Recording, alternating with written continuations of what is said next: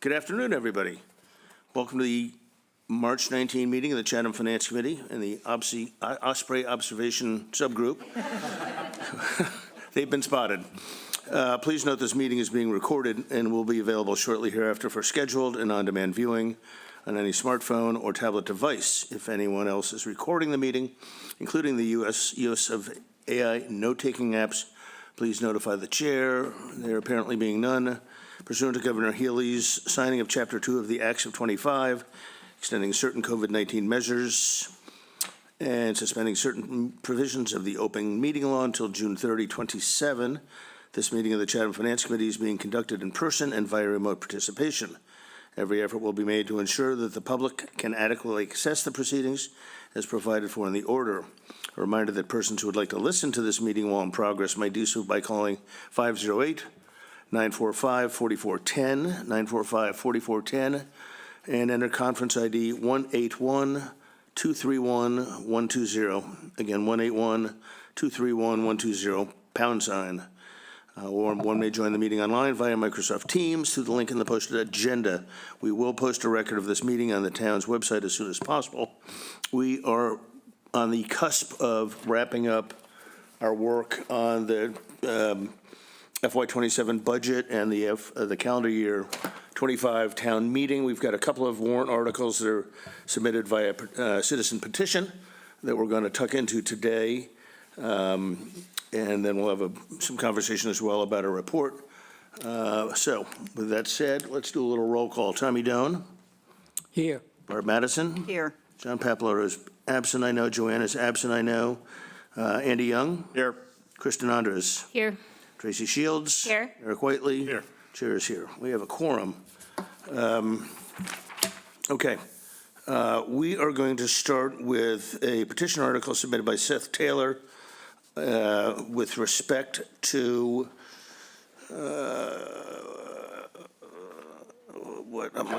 Chapter 59. Thank you, Seth. Over to you, Mr. Taylor. Thank you, Mr. Chairman, member of the Finance Committee. For the record, Mr. Chairman, you said 2025 town meeting article, so you may want to amend the record. Yes, thank you. So noted. Thank you. Folks, as you will remember last year, took my first bite into chapters 59 and chapter 60, respectively, about the things that maybe the town could be doing to do a better job of helping our lower income folks, and in particular, the opportunities that there were for us to help our low income seniors. I'm back here today with a couple of petitioned articles that, if we think about them as we go through them as companion articles, they stand alone and independently they're going to be helpful, but together there's a multiplier effect that is like an extra kidney if you're in need of one. So I'd like you to think of that as I talk, and I'll try to reflect on the value of them being combined. The first one is really very simple. We meaning the town meeting, the voters of a town, in Chapter 59. Chapter 59 belongs to the assessor's office. Chapter 60 belongs to the tax collector's office. What the tax assessor says somebody owes, they send to the tax collector, and the tax collector has no option but to collect what they say the assessor owes. It's that simple. If you can't pay the taxes to the collector that the assessor says you owe, you are going to get put into tax title. That is simply a fancy way of a lien being placed against your property for the debt, the tax debt you owe. And that's a tax title lien. And that comes out of the tax collector's office. Under Chapter 59, which is, I do not encourage anyone to try to read through that whole law.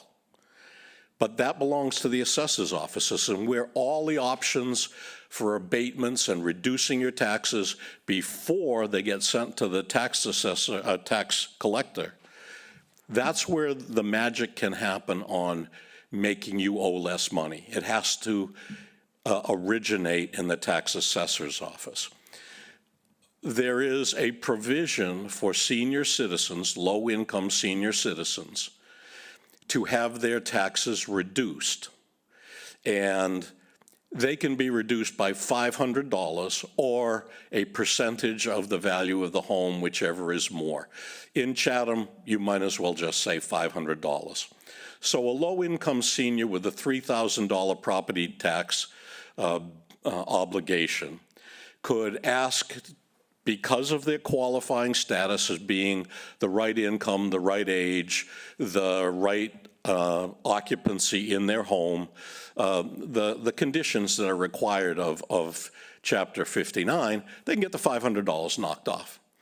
But if they can't afford the $2,500, maybe they can only afford $2,000, and they pay the $2,000. They got a $5,000 obligation, but before that obligation moves to the tax collector, the assessor's office has the opportunity to create a different kind of a lien on the taxpayer. And that's called a deferred tax lien, because the assessor's office can defer the taxes on qualifying individuals. So a low-income senior citizen who can't afford to pay all of their taxes can ask the assessor's office to defer the taxes they owe. But again, that creates a lien, and that's called a tax deferred lien, not a tax title lien. We actually have folks in town that have both tax title liens and tax deferred liens on the same piece of property.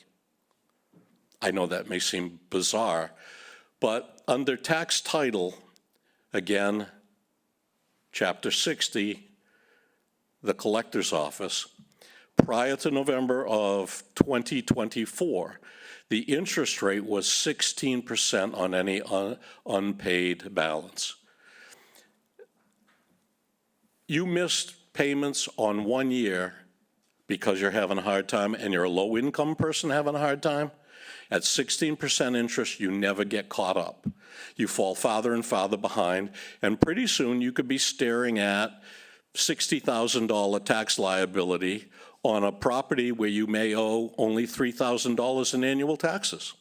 And we actually have someone that's in that situation. So the immediate matter before you, where I'm asking us to adjust what town meeting can adjust in Title 59, is the rate of interest that is statutorily required as the law is written is 8%, and this is for tax deferred liens, right? Not tax title liens, but tax deferred liens. In the statute, it says 8%. That's still a pretty big chunk, but the law actually says town meeting can reduce that interest rate to whatever they want it to be. And if you have a copy of the petition article itself, you'll see a line underneath it and something says explanation. That's not really fairly an explanation. That's the actual legal language that allows us, town meeting, to reduce this. All right? So I'm asking it to be reduced to 0.5%. Because if somebody that is qualifying for a tax-deferred lien to be placed on their house, and it's a one-off, they had a bad year, something happened, they got sick, but they want to pay their taxes and they want to stay in their home, they can almost certainly catch up to a 0.5% rate of interest, as opposed to trying to catch up to a 16% rate of interest that was compounding daily. So that's what that's trying to do, to not put the town in the mortgage lending business or the credit card business, but in the business of trying to make sure we can keep people in their homes, or better yet, and better put, simply, if they want to stay in their homes, give them a chance to stay in their homes. A person is always going to have the right to sell their home if they're having a hard time and they just want to take out some equity. I mean, some of these people are sitting on $1 million property and they can't pay their taxes. As it is right now, they don't have any choice but to sell their home. It's a fire sale, because especially when it was 16%, it's now 8% for the tax title as well. It mirrors tax deferred. But even at those rates, if you're low income, you're not going to catch up. So if that's all you can do, most people are going to say, I'm not going to give away all my money. I'm sorry, Grandpa. I'm sorry, Grandma. I love you. I love the town. I love my ancestral home. I'd love to die in this house, but I'd just be stupid, and I know you don't want me to be. God bless you. And, go kiss their gravestones on the way out of town, because one of the big real estate interests comes up and knocks on your door, say, hey, you're going backwards every day. Sell it to me, or by the time tax time rolls around, you're going to owe another $5,000. We've been chasing people out of town for years, and I don't think any of us knew it. Well, we all cared probably, but we didn't understand the dynamic that was causing it. So anyway, the second article before you, which I call it. So let's just focus on the first for now. All right. I think you made a compelling argument. I would like to see if we can get Sharon Drown, the town treasurer, up just to talk about kind of process. I realize that some of this is yours, some of this is the assessors, but if we could just get some edification from either Sharon or Carrie on mechanics, process, et cetera. Thank you, Seth.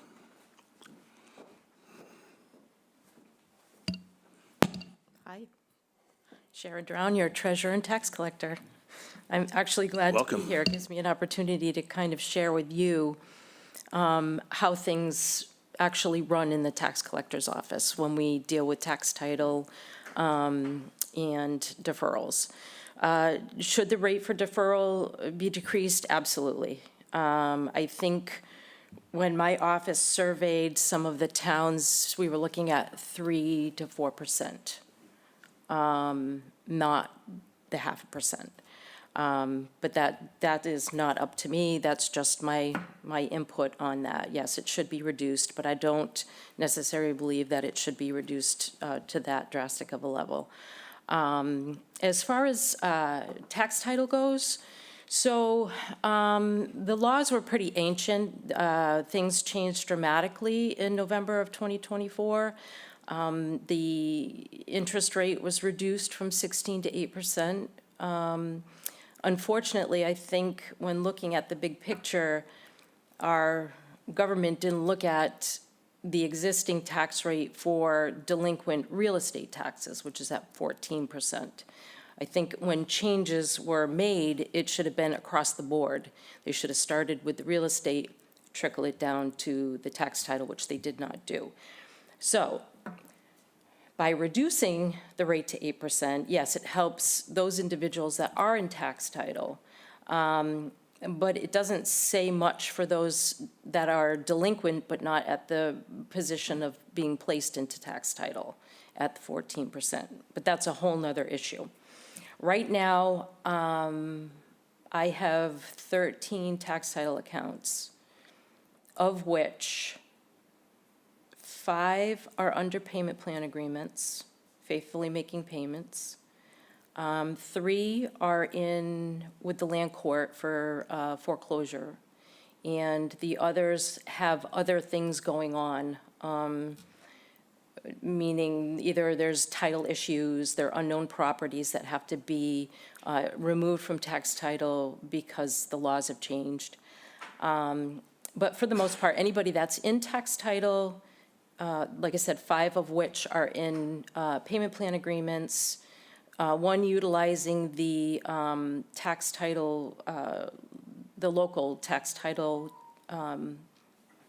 bylaw, whereby 50% of the interest could be reduced with a 25% payment and a 5 to 10-year payment plan agreement.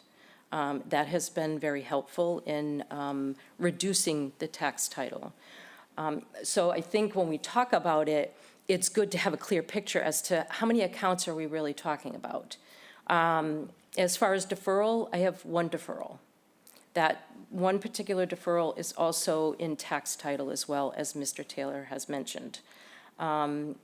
We have no control over what happened in the past. This particular taxpayer is now aware of deferral and qualifies for it, but the key component is that it must be filed for on an annual basis.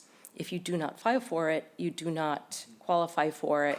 Therefore, the tax rolls into the tax title versus the deferral. So I think it's good to have an understanding that there is some responsibility with respect to filing on an annual basis. Thank you, Sharon, that's helpful. All right, questions for either Seth or Sharon? Tracy, please. Thank you, Mr. Chair.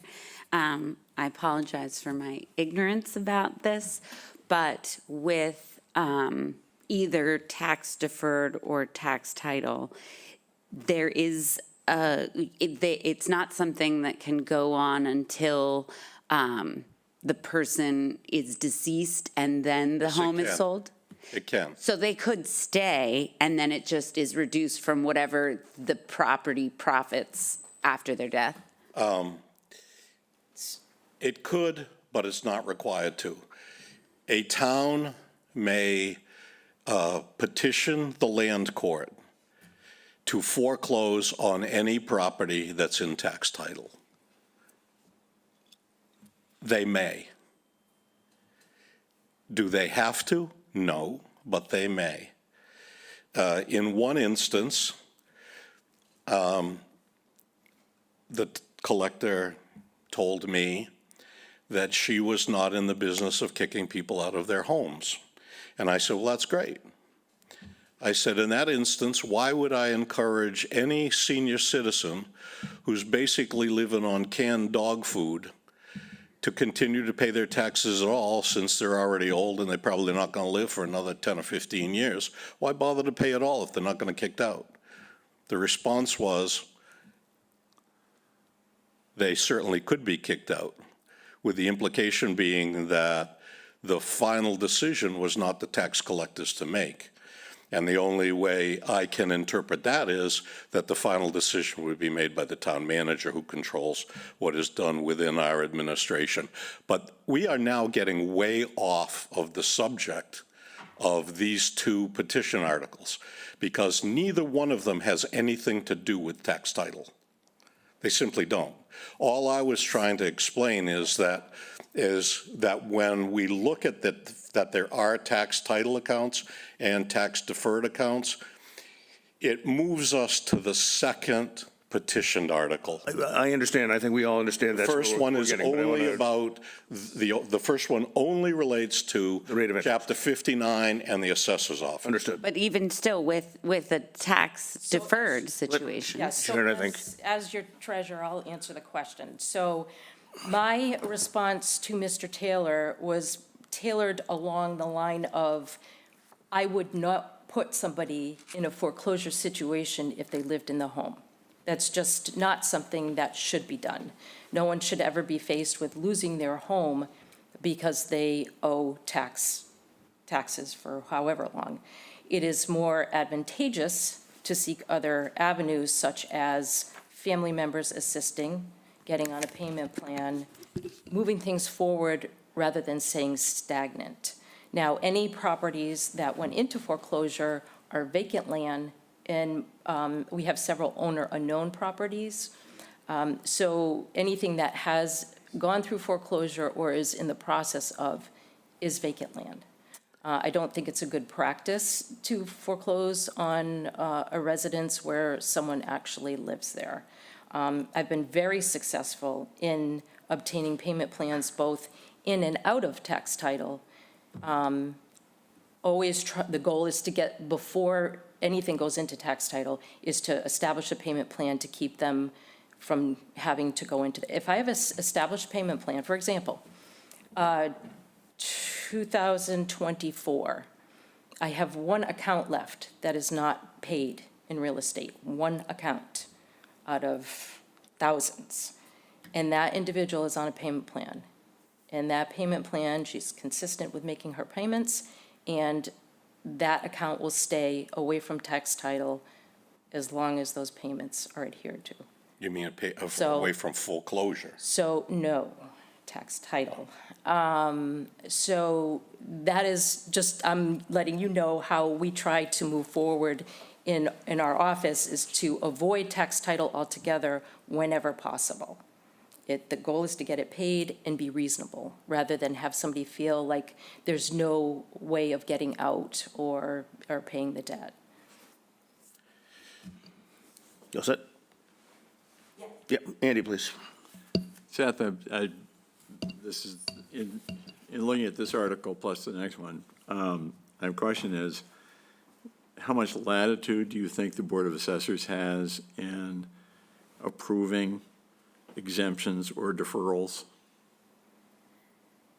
If an individual applies for a deferral and they qualify, there isn't any way that they can, that it can be discretionary. The law says who you are, what criteria you have to meet, and if you meet those,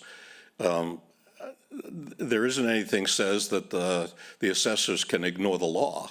So I guess I don't understand your question, Andy. Well, it seems like, at least my impression, and perhaps I'm wrong, but is that some of these provisions for exemptions and deferrals actually give the assessors a fair amount of latitude to decide whether or not. As far as some of the other abatement options that are listed in Chapter 59, yeah. But if you very carefully read through the section that talks about tax deferrals and who qualifies, once you meet the qualification standards for a deferral, if you ask for a deferral, I mean, you'd have to ask a lawyer, because I don't see, I mean, I've spent a lot of time having to apply the law, Andy. I've never had to specifically apply this one, but when the law says X, it means X, and it's non-discretionary.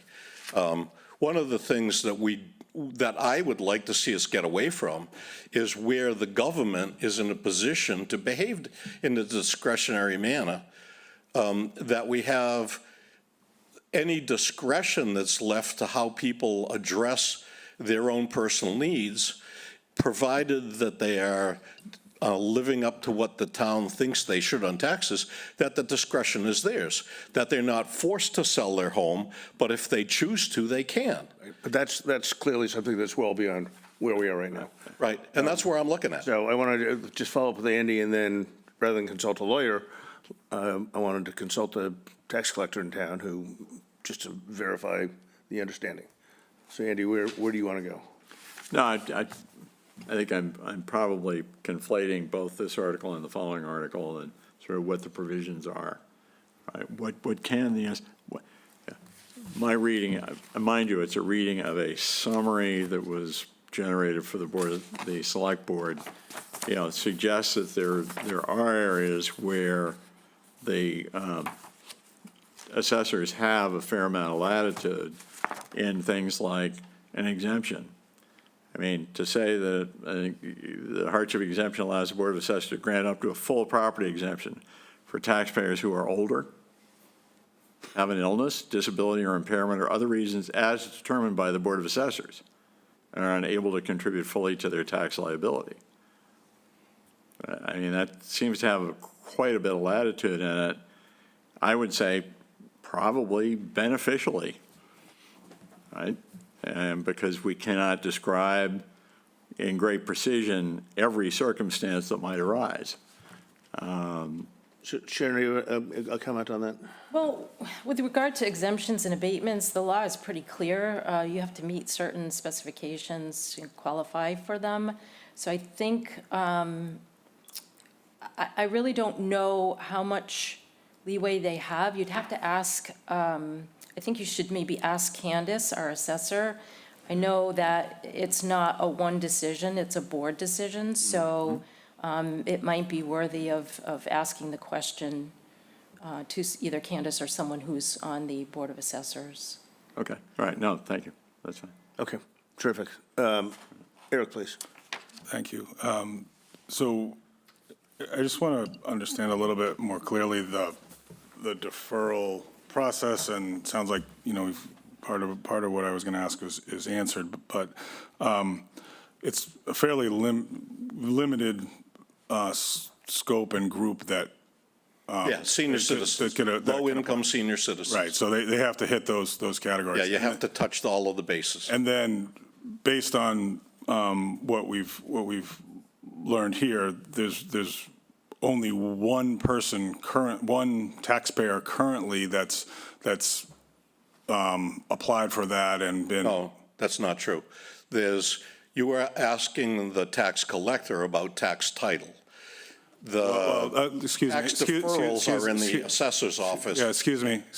Yep. But the answer we got was that there is one person, one taxpayer that's in the deferral category. There are a group of 5 that are in payment plans and land unknown and all those kind of things that bring it up to the huge number of 14 or 15 or whatever it is.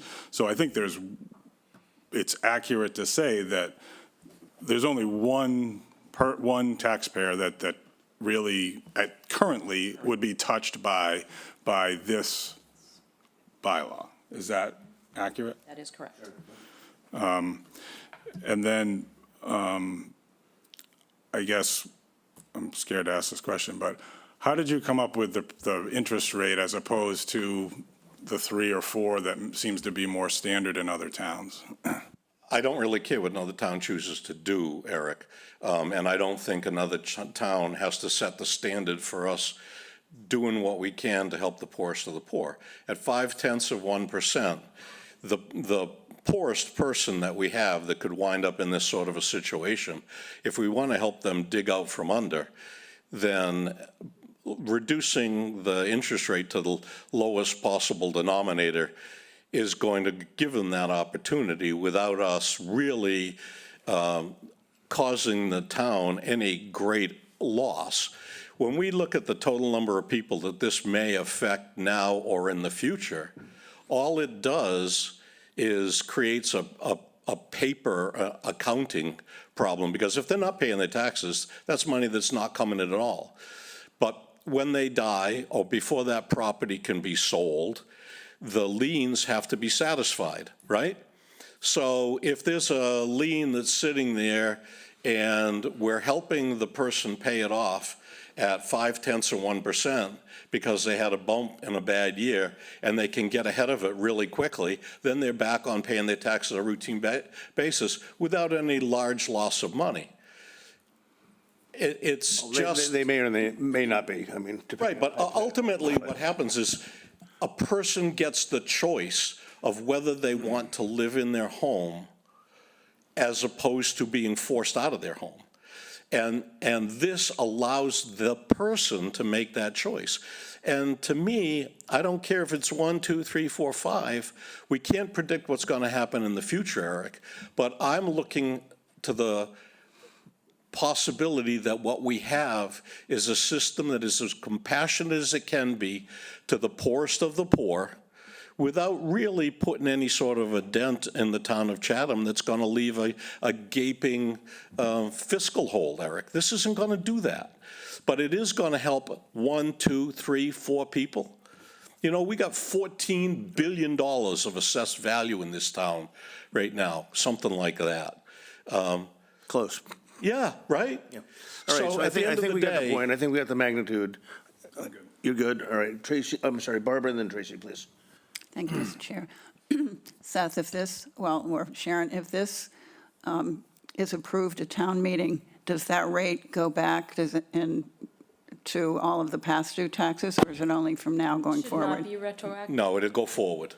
Okay. It doesn't have any retroactivity attached to it. It would be going forward. Okay, thank you. So whatever balance is there, 8%'s not going to get stamped onto it. It'll be 0.5% on the balance going forward.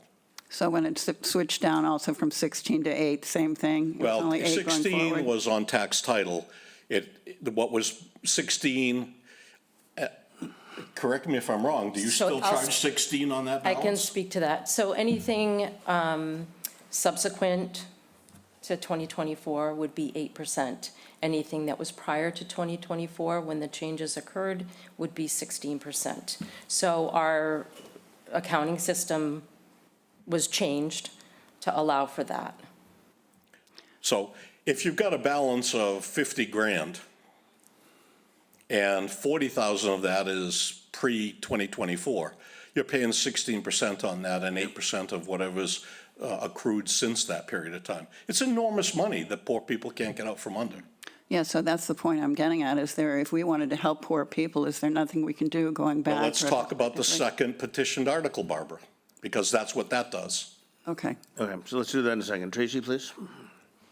I guess my question is, if it doesn't sound like anyone's been forced out of their home, but I don't understand why if someone's in a home that's a multi-million-dollar home, I understand that life can have changes and they don't have income and whatnot. And so if they're not going to be forced out of their home, why should the town of Chatham suffer when that home is sold and then it goes, into a trust or other people inherit that?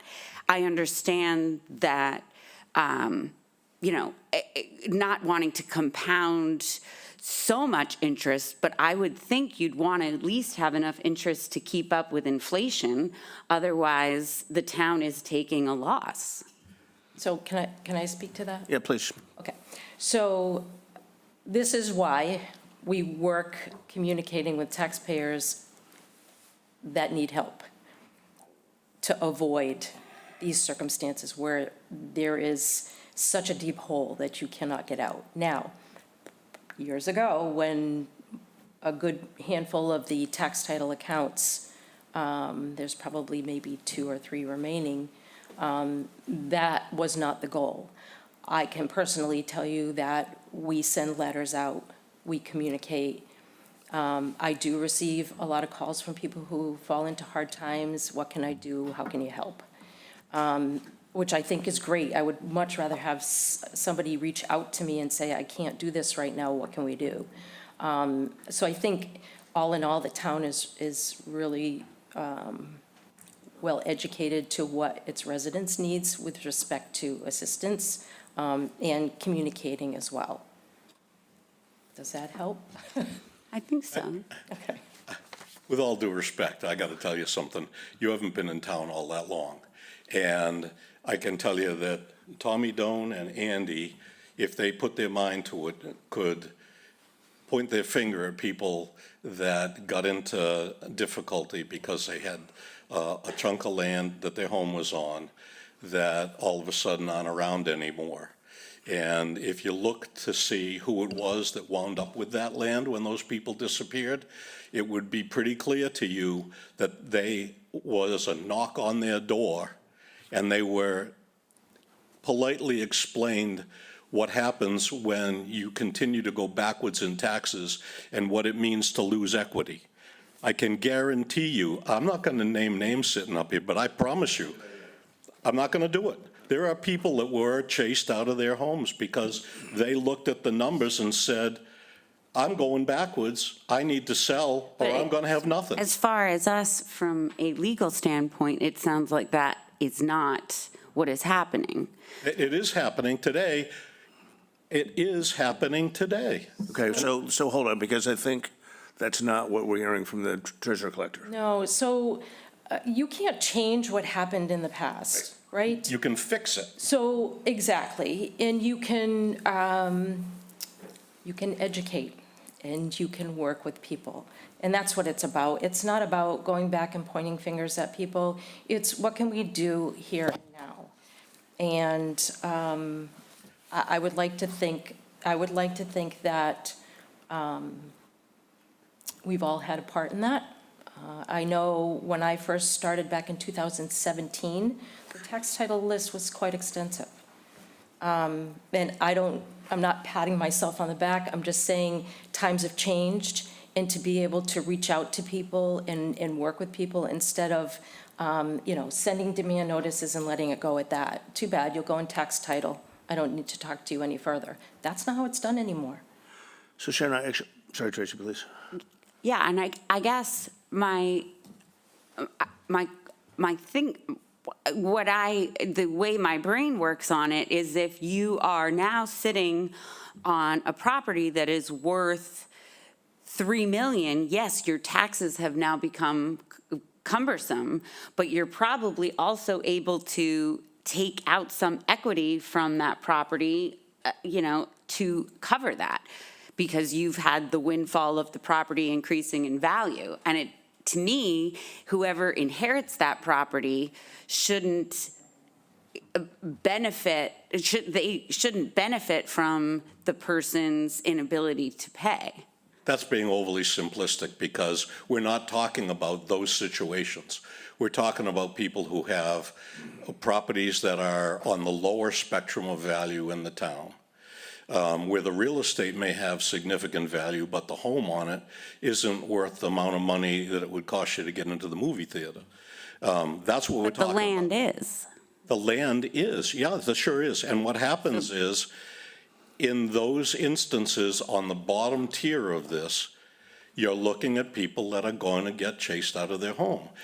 And some of them, they may look at it and say, yeah, this property is worth $1 million. Let's just make that number up. And they choose to sell that property, take $1 million and move to Florida and live in a trailer. But that's their choice, right? Because it's given to them. But if that's their only choice, then they don't get a chance to say, I want to die in my family home.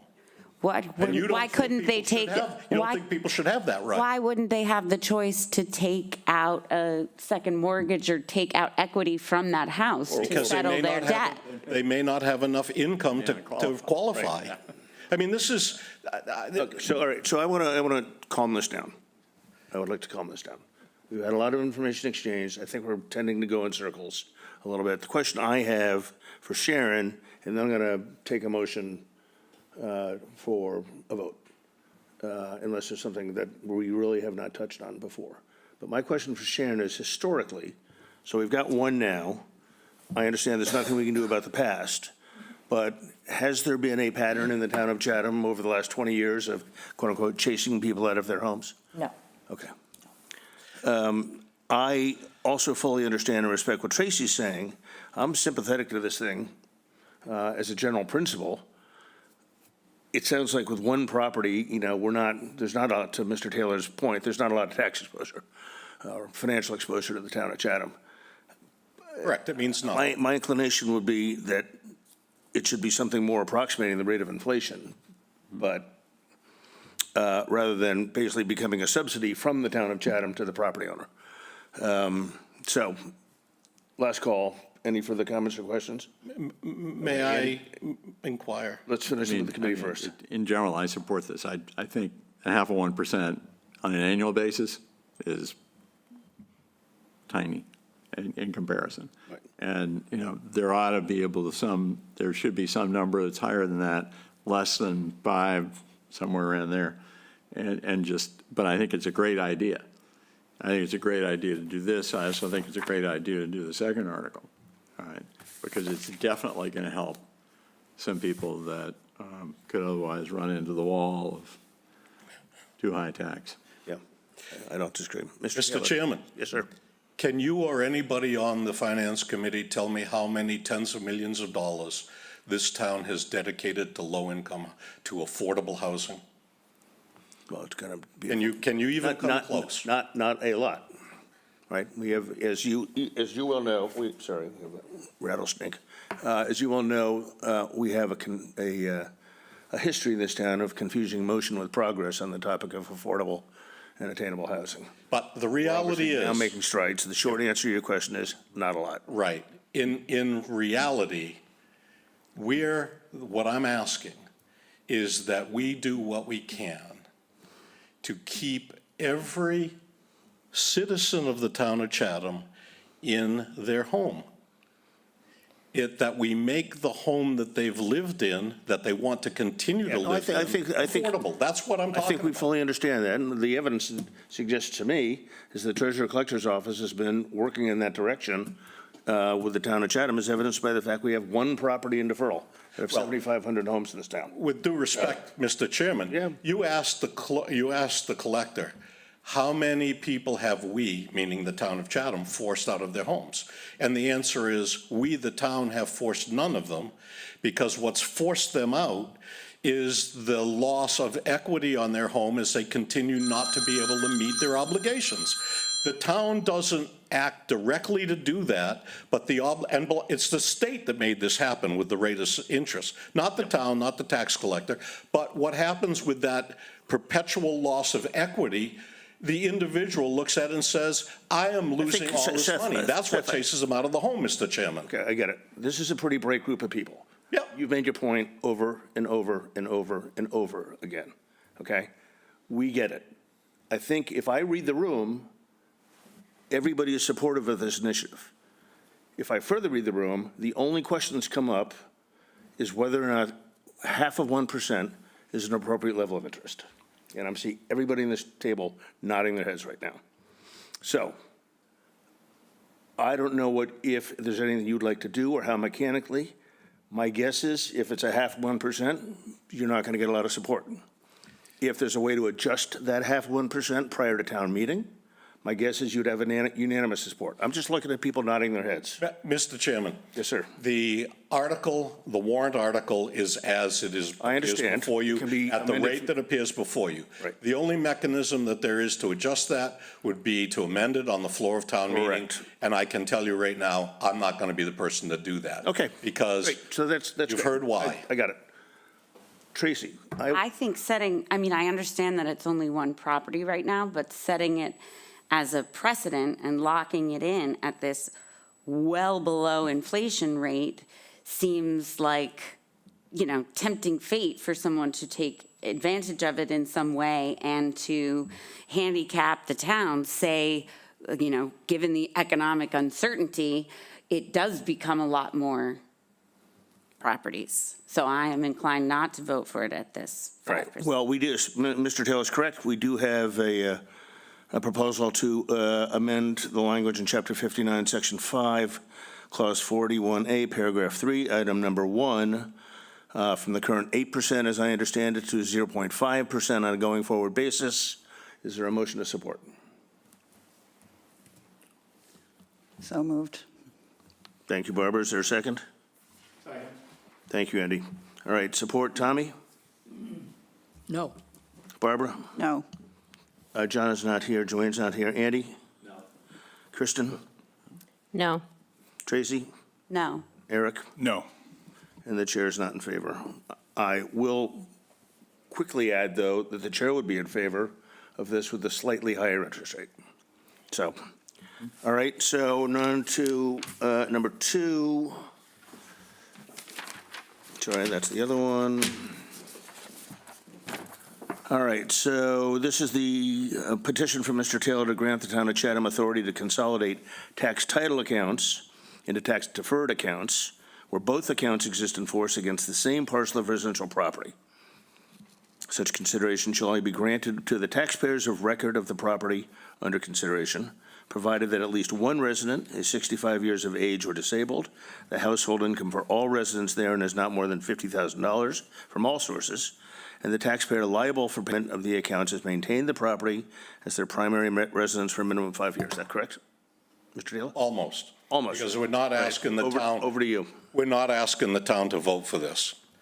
We're asking the town to send a request for a special act to the legislature. The town cannot take this action unilaterally. This action can only be taken by the Great and General Court of the Commonwealth. And it means that the voters wish to send this forward to the state legislature to get them to opine on it to see if they're willing to do it. I can tell you that the current administration of Maura Healey and the people that are currently sitting on Beacon Hill are the first group of people who have done anything to even look at chapters 60 and 59, and that they are the ones that tried to do something against the chapter 50 tax title thing, and they, as the tax collector said, it would have been great if they'd got it right. They didn't. But I think that this sort of thing is going to be receptive on Beacon Hill, and it has a very good chance of being approved. And what it does is it, although it may in the immediate instance act on one or two people at most, no fooling around, that's the most people it can probably impact right here and now. But to Michelle's point about her belief that things can be manipulated, you can't manipulate the statute that says you have to be a certain age, you have to be a certain income, you have to have residency requires. Those things can't be manipulated. So the possibility of manipulation isn't there, but let's assume the people that we say we want to have in town, the middle income people, they have a bad illness and they're not yet qualifying for the senior provisions of Chapter 59. And they get behind in their taxes. Badly, 1 or 2 years. Cancer, something that's, and they don't have insurance, something like that. And they get behind in their taxes. That's going to put them in Sharon's office, where that is going to continue to grow at 8% if they can't catch up to it. So low and moderate income people are going to have a hard time catching up to that tax title. And maybe they can get caught up to it under a payment plan, maybe they can't. Who knows? Because we're not going to anticipate all of the financial possibilities that are out there.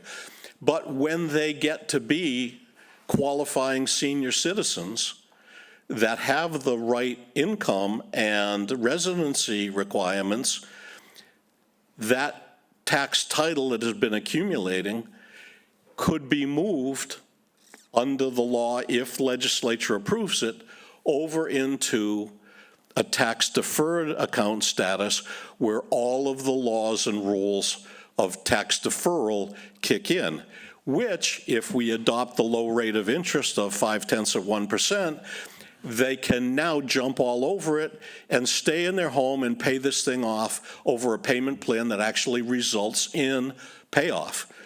We have one taxpayer right now that is paying off their obligations under tax title to the amount of $7,400 a year on what amounts to about a $2,500 annual tax bill, with an income of 15 grand. Okay. Yeah, you guys get it. I think we get it. So Yeah, I'm going to go to Andy. I'm sorry, but hearing it endlessly isn't helping it any. I think this is a fine article, right? I'm hoping that the legislature will go along with it. My only question has to do with, you put in a fixed number of $50,000 for income. Okay, I think that's great for now, but some future year, I'm sure we're going to want to have that adjusted. All right. I can answer that. Huh? I can answer that. Well, okay, but I mean, I'm happy with it the way it is. Those numbers don't mean anything when it gets to the legislature, Andy. They can rewrite it in any way that they think makes more sense. I understand. They've done that to other things. Yeah, you know that. I do too. All right, but I'm Mr. Chairman, I'm willing to vote, or pardon me, to move that we recommend approval of this. Okay, is there a second? Second. Okay, I think there's more comments or questions. Let me go to Eric first. Quick question. So if without the benefit of the previous article that we just discussed, is it correct that anything that's post 2024, both in the deferral category and the tax title category, are at 8%? No. What would happen, Eric, is because money that was accumulating 16% prior to November 2024 and is still accruing a compounded daily interest rate of 16% is going to remain that way ad infinitum. But if it were rolled over into the tax deferred account, without the first item, which you guys didn't choose to support, even without that, that balance would now, all of it, be at 8%. So it would functionally serve to reduce the rate of interest, take that 16% rate of interest, throw it away, and put it under 8%. That's how it would work. I'm sorry, I know that the collector's approached the mic. Any observations, comments, questions? Sharon? Yes, so I am not really, as the treasurer, not in support of this article, and for several reasons. First of all, I think it's warranted that we need to make changes, and it's warranted that we need to help senior citizens, but we're not looking at the younger people. So this particular article puts an age limit on that rollover to a reduced deferral rate, if you will, and is not helpful for anybody that does not meet that criteria. So that for that reason, I just, that's one reason why I don't. I don't know, I have a list. Well, Jamie, walk us through it quickly, briefly, So- or otherwise, but this is your chance as treasurer to edify us on the. So my notation would be, we have tax deferral programs for a reason. It's as relief tools for qualifying taxpayers, not as a retroactive remedy for delinquent accounts. So that is that's one of the things that I see here, is that we're looking at trying to help rectify something that was in the past, which I don't think is something that should necessarily happen. But again, that's just my opinion. I think reclassifying tax title balances it creates inequities among taxpayers, particularly those who have met their obligations in a timely manner. Again, feel very strongly about that. I don't think it's universal. I don't think it's fair for all the taxpayers. And it's something that just doesn't sit well with me. I think we should be looking at assistance globally, not just at one particular age bracket.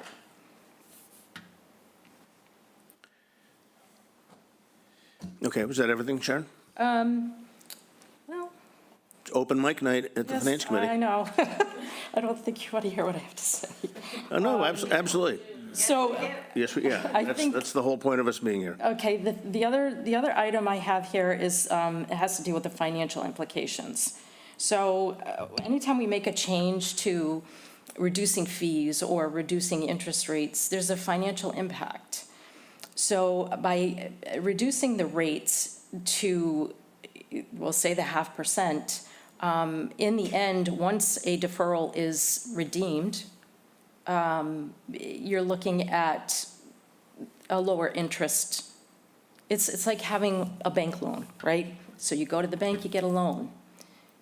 At a 0.5%, the town is losing its revenue on interest. That helps the town function with general services. We're not talking about making a profit, as Mr. Taylor has put. The town is not in the business of making a profit. It's sustaining so that we can function both in general services and keeping programs available. That's another point that I wanted to make.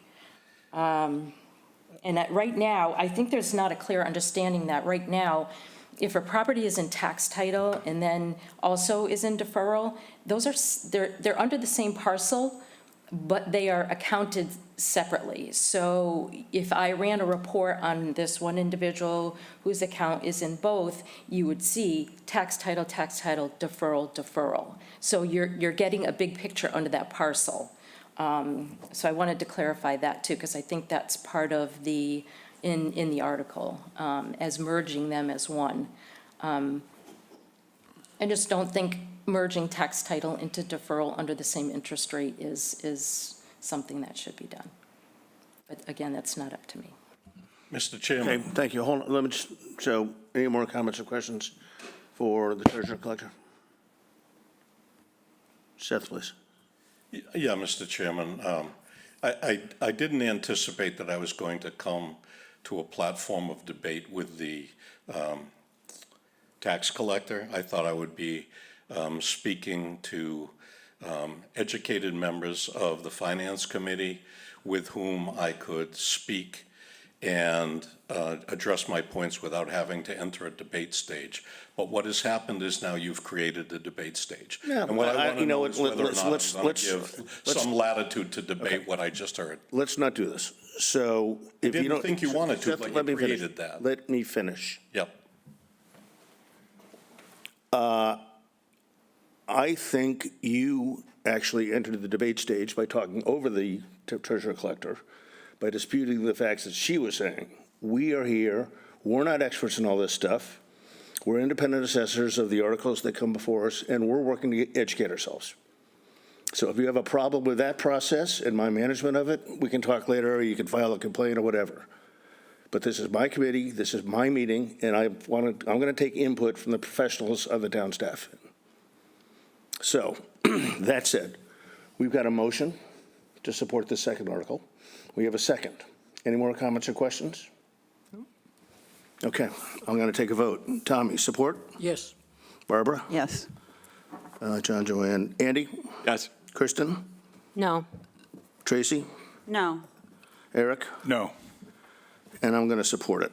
So that's 4 to 3. Support. Okay. Thank you, Mr. Taylor. Mr. you, Chairman, Sharon. members Yes, of the please. committee, thank you. All right. What else we got?